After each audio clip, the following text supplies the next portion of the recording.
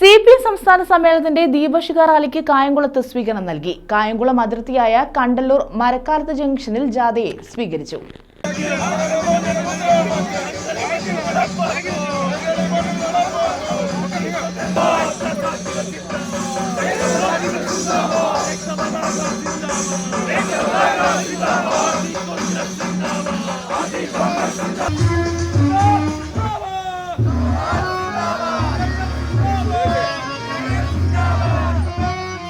CPM സംസ്ഥാന സമ്മേളനത്തിന്റെ ദീപശിഖ റാലിക്ക് കായംകുളത്ത് സ്വീകരണം നൽകി. കായംകുളം അതിർത്തിയായ കണ്ടല്ലൂർ മരക്കാലത്ത് ജംഗ്ഷനിൽ ജാഥയെ സ്വീകരിച്ചു. വേലഞ്ചിറ, പുല്ലുകുളങ്ങര, കളരിക്കൽ, പൈപ്പ് ജംഗ്ഷൻ, കൂട്ടുംവാതിൽക്കൽ കടവ്, വടക്കേ ആഞ്ഞിലിമൂട് വഴി പ്രയാർ ജംഗ്ഷനിലെത്തി കൊല്ലം ജില്ലാ അതിർത്തിയിലേക്ക് കൈമാറി.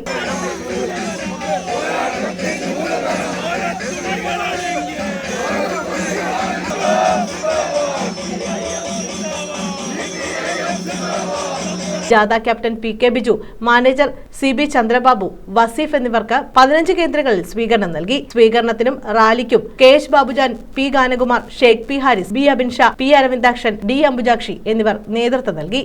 News bureau, Kayamkulam.